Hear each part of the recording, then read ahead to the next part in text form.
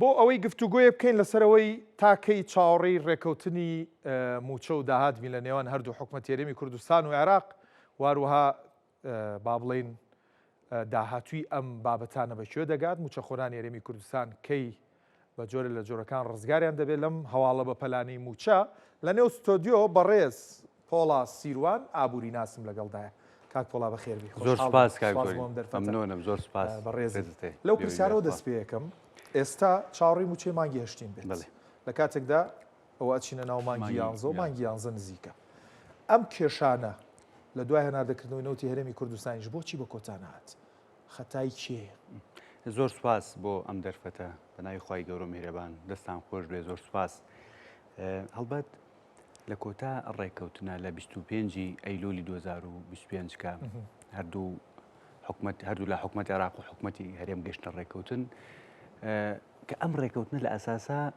ئەبوو لە دەرچواندنی یاسای بودجە لە ساڵی 2023 بچوایەتە بواری جێبەجێکردنەوە و ئەو 230,000 بەرمیل ڕۆژانەی کە ڕادەست دەکرێت ئەو کاتە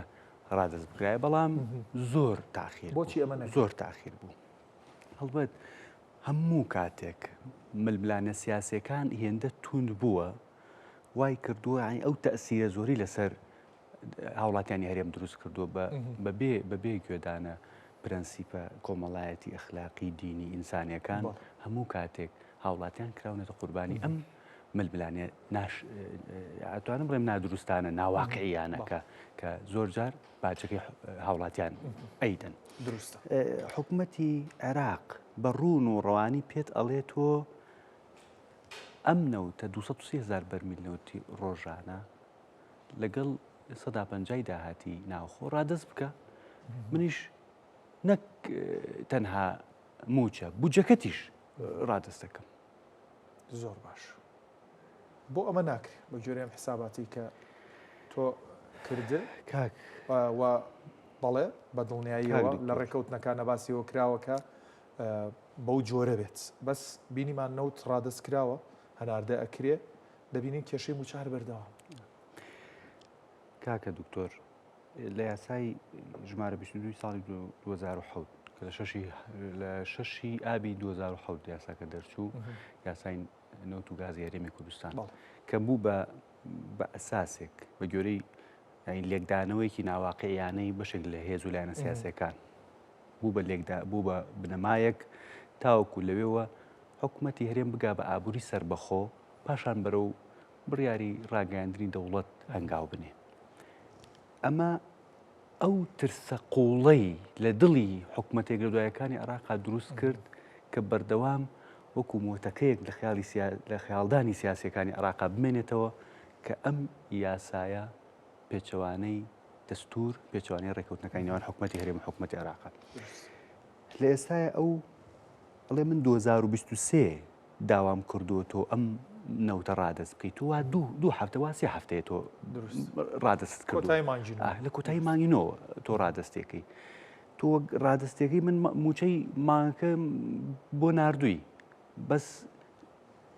لە نیەتی تۆ دڵنیا نیم ئەی نێریتەوە بۆ تاوەکو من بجێ هێشتا ئەم بێمتمانەیە ئێمەی زۆر دواخست کاک دکتۆر زۆر بەداخەوە هەرچەند بارودۆخی هەرێم و عێراق بە تایبەت لە دوای ئەنجامدانی ڕفراندۆمەوە کە بێمتمانەیەەکە قوڵتر بوو چۆ قۆناغێکی دژوارترەوە لە بین هەردوو لە ئێمە هیچ گرفتێکمان نەبوو هاوڵاتیانمان بودجەی 170 هاتە هەرێمی کوردستانەوە بارودۆخی ژیانی خەڵک لە ئاستێکی زۆر باشا بوو بارودۆخە کۆمەڵایەتی ئابووری توانم بڵێم سیاسەکەش تا حەدێکی باش ئیستقرارەتی وەرگرت بوو بەڵام ئەمە بەردەوام نەبوو توانم بڵێم بەبوونی عینادی سیاسی لایەنێکی کوردستانیەوە. زۆر باشە. چۆن چارەسەرە بێت با باسێکی ئەوشکەین ئەوە تۆ وەکو ئابووری ناسێک و وەکو با بڵێن خۆشەکاندیت کردووە بۆ ئەنجومەنی نوێنەرانی عێراق کاکە دکتۆر پێ دوایە چۆن چارەسەرە بێت ئەم بابەتە بە دوو خاڵ بەڕوونی لەلایەنە سیاسەکە و لەلایەنە ئابوووریەکەەوە لەلایەنە سیاسەکەەوە بە قەنەعەتی من و قەنەعەتی زۆربەی دڵسۆزانی ئەم میلەتە ئیسtismarکردن لەسەر بیری مامجەلال کە ئەمە یەکێکە لە دەواازە زۆر گرنگەکان کە ئێمە بەردەوام مادەیەکی خامی ڕەسەنی ئەسیلمان هەیە بتوانین سوودی لێوە بگرین کە فکری مامجەلالە. فکری جەنابی مامجەلال بەو شێوازە بوو تۆ تەماشاکە لە 68 ئەندام لە لیژنەی نووسینەوەی دەستورە لەم 68 15یان کورد بوون کە جەنابی مامجەلال ڕۆحی شاد بێ سەرپەرشتیەکردن سەرۆکایەتیەکردن. ئەم کەسایەتیە بە گوێرەی تەجروبە سیاسی مێژوویی ئەو پەیوەندی ئەقلیمی نێودەوڵەتی ناوخۆییانەی کە هەیبوو گەیشت بوو بۆ قەنەعەتەی کە ئێمە ئەبێ لەگەڵ حکوومەتی عێراقا پێک بین. خۆشبەختانە لە ئێستایشە هەر لەسەر ئەساسی ئەو ئەفکاری مامجەلالە لەسەر ئەساسی ئیستثمارکردنە لەسەر فکری مامجەلال کە یەکێتی نیشتیمانی کوردستان لە ئێستای ڕابەرایەتی ئەو تێزە ئەکا کە تێزی مامەڵەکردن لەگەڵ عێراق لە کاتێکە لە بەرامبەردا هێز و لایەنە سیاسیەکان تێزی ڕەتکردنەوەی بەغدایان کردو بە دروشمی خۆیان و زۆر جاوەکو بانگەشەیەکی گەرمی هەڵبژاردن بەکارێن بەڵام دوات جاریش هەر قەنەعەت دروست بوو کە چارەسەری کێشەکان لە بەغدایە چارەسەر بەغدایە. ئێمە ئەگەر ئێمە کاکە دکتۆر ئەزانی بارودۆخی خەڵکی هەرێمی کوردستان وەکو کێ دێتە پێش چاوم هەتا کاتی بڕیاردان لەسەر ئابووری سربەخۆ وەکو ئەو ئایلێ دێتە بەرچاوم کە خانووی خۆیان هەیە موچەی خۆیان هەیە ژیانیان تەمینە دێتە خەیاڵدانیانە با ئێمە بچینە چوزانم بچینە ئەوروپایان ئەم گەڕک و ماڵە جێبێڕین هیچی نوقسان لە خۆی ئەشێوێنێ خانوو ئەفرۆشێ ئەی کاتە بە حسابی خۆی کاتە پرۆژەیەکەوە یان ئەی کاتە پارەیەک و پێ ئەچێ بۆ ئەوروپا سیرەکە هەم ناگاتە ئەوروپا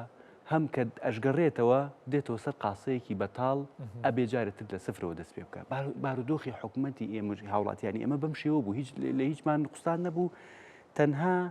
تەنها بڕیارێک بەبێ لێکدانەوەیەکی قوڵی مێژووی سیاسی بەبێ گوێدانە دەرهاویشتە سیاسی و یاساییەکانی هاوڵاتیانی ئێمەیان پەلکێش کرد بۆ ناو دووڕیانێک یاخود بۆ ناو تونێلێکی تاریک کە ئەمە بەرئەنجامەکەی بوو لە ئێستایەوە وا بەرەو دابشکردنی موچەی مانگی داچێ من هێشتا موچەی مانگی هەشت و نەو وا دەیشم وەرنەگرتووە لە کاتێکە بارودۆخمان لە هیچی نوقسان نەبوو بووجە بوو ئەهات موچە بوو لە کاتوسات ئەمە لە ڕوە سیاسەکەیەوە کەواتە چی ئیستثمارکردن لەسەر فکری مامجەلال لەسەر فکری مامجەلال کە توانی بووی سوود لە پێگەکەی خۆی هەمووکو سەرۆک کۆماری عێراق هەمووکو براگەورەیەک تەماشا ئەکرا و براگەورەیەکی دڵسۆزیش بوو بۆ هەموو هێز و لایەنە سیاسیەکان نەئەهات حەقی عەرەب بفەوتێنێ لە پێناو کورد حەقی تورکمان و کەمایەتێنەتەوەیەتەکان بفەوتێنێ پێشێلی بکە لەبەر کورد ئەهات لە چوارچەوەی ئەو مادە دەستوریە ئەمە ڕۆ سیاسەکەی ڕۆ ئابوووریەکەشی زۆر ڕوون و ڕەوان تۆ وەرە 230,000 بەرمیل نەوتی ڕۆژانە کە ماگانە 6,900,000 بەرمیلی ماگانە کە ڕادستی بکە 150 داهاتی ناوخۆ ڕادست بکە بە ئەویش نەک تەنها موچەکە بوجەکەیشت ڕادست بکە کە بوجەکەی ڕادست کردی واتامە حسابێکی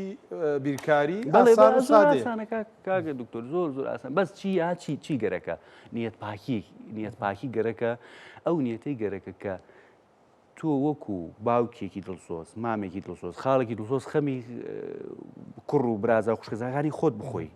باشە پێم خۆشە پاشەوەی باسی ڕێگا چارەکانە کرد دەرفەتێکیش بم بە تۆ کە لێرەوە ڕوئیای خۆت بۆ چارەسەرکردنی ئەم کێشانە بۆ ئێمە بخەیتە ڕوو هەر بۆ هۆی بینەرانی کورساتیش بزانن تۆ خۆتەکان دیت کرد و هەڵبەت پاکێجێک لە ڕوئیا و بیرۆکەتەیە بۆ چارەسەری ئەم بابەتانە ڕوئیای تۆ چییە بۆ چارەسەری کێشەی نێوان هەرێم و بەغداد؟ کاکە دکتۆر ئێمە دەستورێکمان هەیە 144 مادەیە ئەزانی ئەم دەستورە یەکێک لە کتێبەکانمان گەرخوا هاوکار بێ بە ناوی مافەکانی کورد لە دەستورەکانی عێراق لە ماوەی 100 ساڵە کوردەکانی عێراق چیان چاند و چیان دووریەوە ئەزانی هیچ دەستورێک لەوانەی پێشوو هێندەی ئەم دەستورە بارتەقای دەستوری ساڵی 2005 نەیتوانێ و ماف و ئیمتیاز و ژیانی هاوڵاتیانی کورد دابین بکات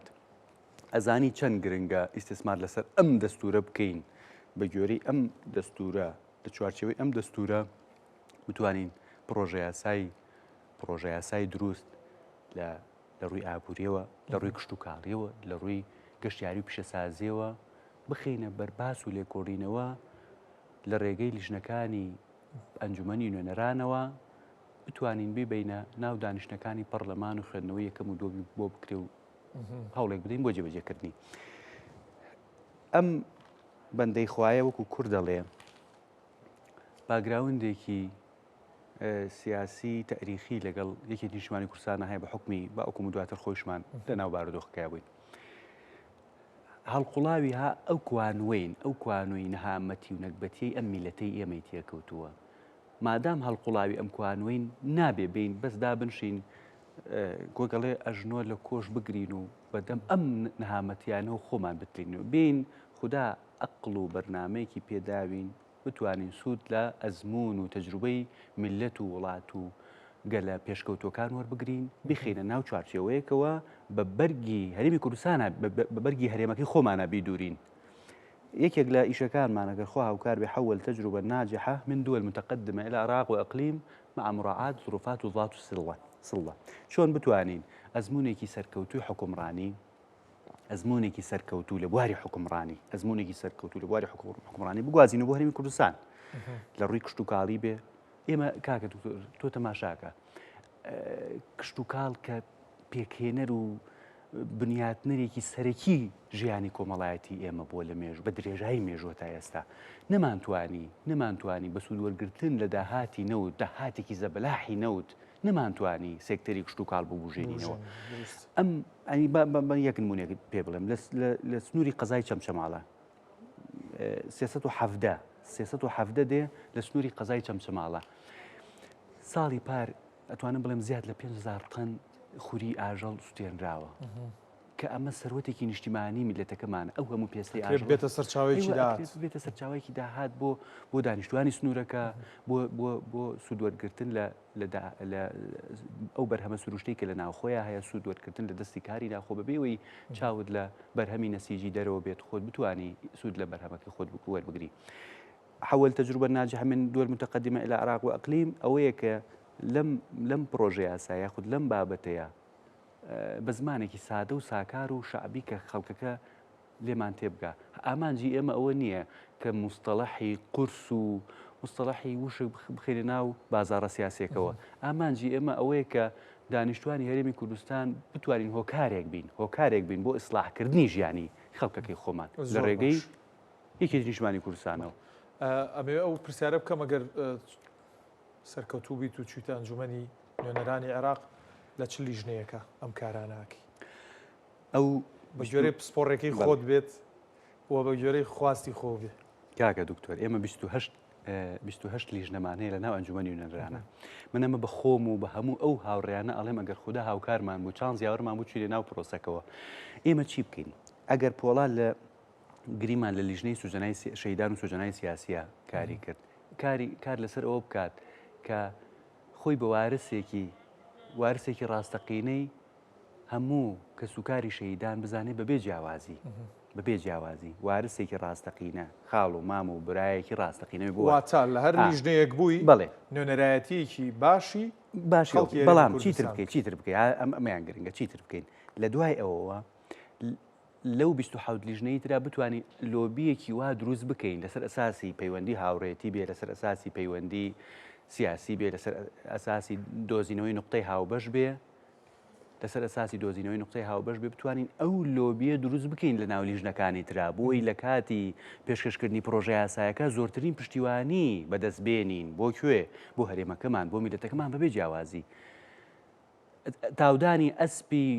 ئەسپی ئومێد و زانیاری و معلومات و